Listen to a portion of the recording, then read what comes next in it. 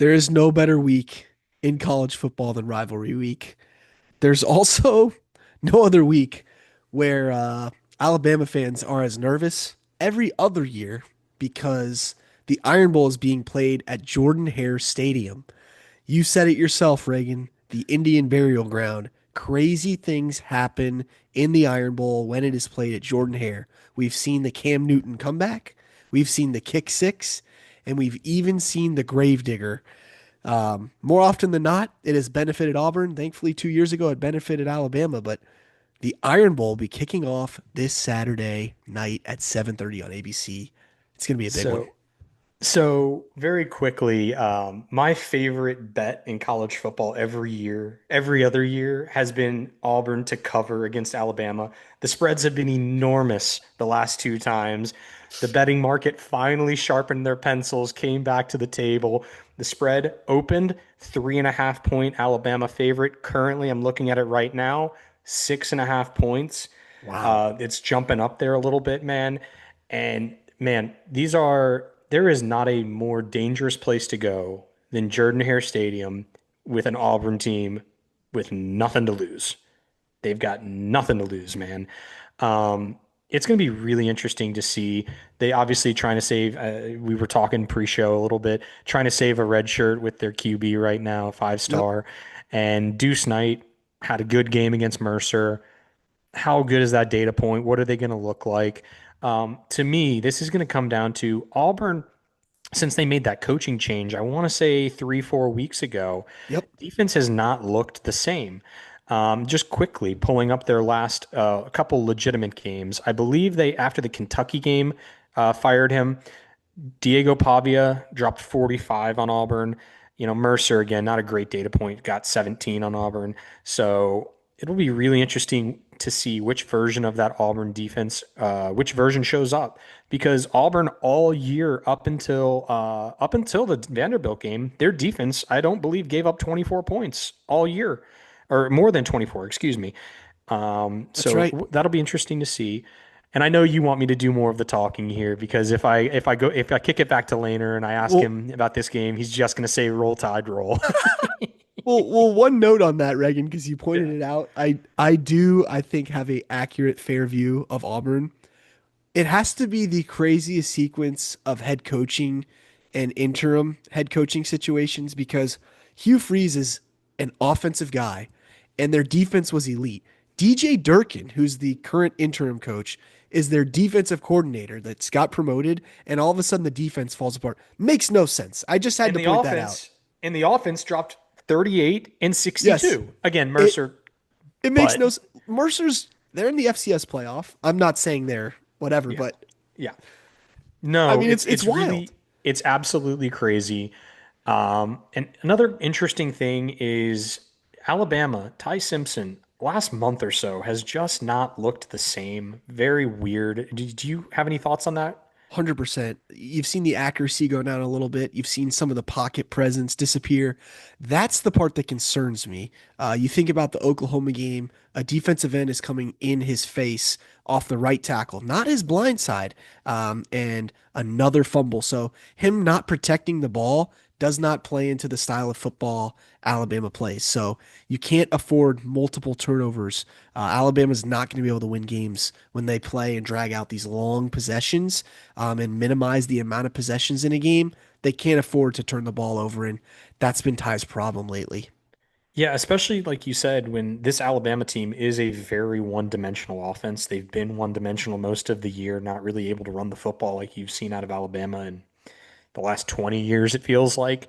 Right. Um, going into the last couple of weeks, I felt like I had a really good feel on this Alabama team. I was one of the few people early on that really refused to quit on believing that this is still a very good team. But it's been a little shocking to see the performance over the last month or so. This is going to be and I'm going to that internal external thing. I've used it all year. It worked up until the Oklahoma game where I thought that that was still a very externally motivating game. Oklahoma played a very weird style. That's just who Oklahoma has been since Mateer's come off injury. A little bit of Iowa on steroids almost, where they're Yeah. relying on turnovers relying on really solid defense and making you mess up and waiting for you to mess up and Yep. taking the game. I don't know that that is this Auburn team. Man, 6.5 points, way too many in my mind. I was texting you earlier. If this is a cop out, you can say it's a cop out. If you're saying that I'm fence riding, let it be. I believe that for the third time in a row, we're heading to an all-time classic and 51-49 either way. Obviously, 2 years ago, like you said, 4th and 31. 4 years ago, 98 yards to go in under 2 minutes. I believe that we're heading to another all-time classic. I will lean Auburn by Mm, 1%. I yeah. have no desire to touch this game on the betting market. I think 6.5 might be too many, but I could see a one touchdown squeak it out at the end. Wow. Are you leaning Auburn for an outright win or just to cover? I definitely would lean on the cover. Man, fighting for bowl eligibility, fighting, I don't know, man. I go back and forth. What version of Ty Simpson shows up? Is Yeah. is this early season where he looked like another reincarnation almost of Bryce Young, pocket wizard? He was moving around really well, distributing the football, playing clean. Or is it kind of been is it going to be another version of the last month, turning it over, not really great pocket awareness? Um, man, Reagan, does the noise get loud? Let's say Auburn wins. One, is there a immediate contract signing for DJ Durkin to be the next head coach? And two, does the noise get very loud in Tuscaloosa where a Kalen DeBoer that's obviously on the hot board at Penn State, but seems like that's a shot in the dark? Is there anything crazy that could happen if Auburn wins this game? I think that DJ Durkin I think he's kind of their backup plan from everything everybody's talking about. John Summerall. It seems like, again, you and I listen to Pate a lot. We listen to a lot of the big guys out Yeah. there, and everybody seems to be saying how well run this coaching search has been. Really, more so than probably any of the other ones. Maybe Florida, they seem to be pretty well buttoned up. LSU's a mess. Penn State, everyone kind of is looking at them like, you really got rid of that guy? Okay. Um, but Auburn seems to really have it buttoned up. I don't know that it's enough to seal the job for him, but I will tell you, how long has it been since they've beaten Yale? 2019, I believe. I think so. I should know that. Yeah, because I know it Yeah. wasn't 2020. No, 21 was not the 2020. 98 yards, and 23 was The the fourth and Gravedigger 31. So it had to be 19. had to be. And, you know, that goes so far with the people in Auburn. That being number one, I lean to it's still going to be Summerall, but you never Yeah. know. And then number two, I think that there will be another level being ratcheted up on Kalen DeBoer, where you had not just the conference championship in play, you were, especially late in the year, seen as the preeminent SEC team, and you fell off that hard that quickly, and you lost to a 5-6 Auburn team. Yep. The Oklahoma game, Oklahoma's going to make the playoffs, I think, unless they really fall on their face against LSU. Oklahoma's a very good team. That loss is a little more forgivable, especially when you win, you're in the conference championship, you're locked into the playoff in your second year, you see growth in the team. Um, I think that the hot seat will ratchet up on him a little bit. Yeah. I think it's crazy personally. I think that he's shown to be a very good recruiter. I think that he's proven this year to be a better game day coach than he did last year, Yeah. where again they had that stretch, man, five ranked wins, four ranked wins in a row, something Oh like yeah.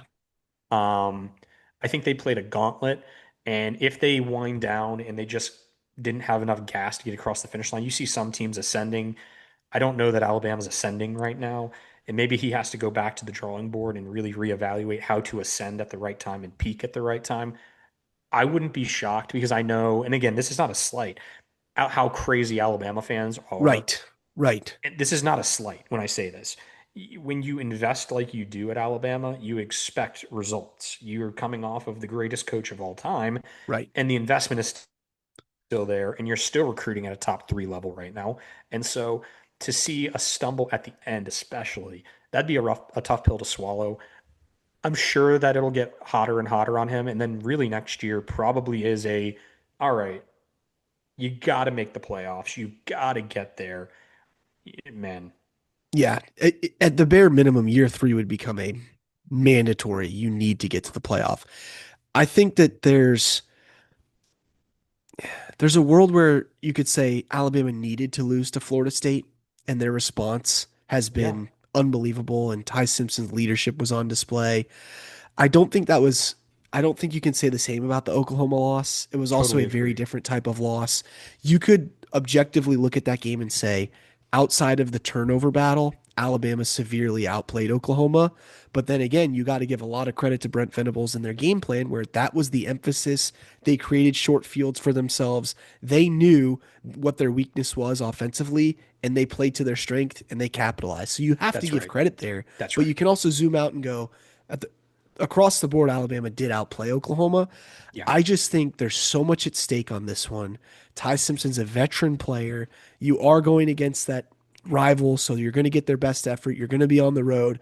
I think that if you don't show up in this game, if you don't find another gear and you don't win this game, with the SEC championship on the line, with the playoffs on the line, with a win over your rivals on the line, it would be a very tough pill to swallow. Yeah, and that's where going into the back half of this year, I had kind of coyly said, like, hey, I don't think Alabama's running the table. I did think they were going to beat Oklahoma. I thought they were going to punch their ticket last week to where I really had this game circled. Now, back against the wall, you have everything to play for, not just the conference championship, but your playoff life. And I know that Auburn's going to get that best punch from Alabama. What is Auburn's best punch? Can they make this an ugly game? Kind of defense, get back to what that pre Vanderbilt defense was for Auburn. Can you get back to that and make this an ugly game? Yeah. I don't know.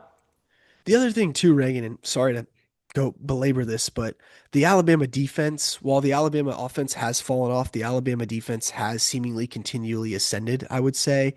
And they didn't create any turnovers against Oklahoma, but man, they did all that they could to keep them off the board, playing against a lot of short fields, and they severely hampered Mateer's ability to run the ball and throw the ball.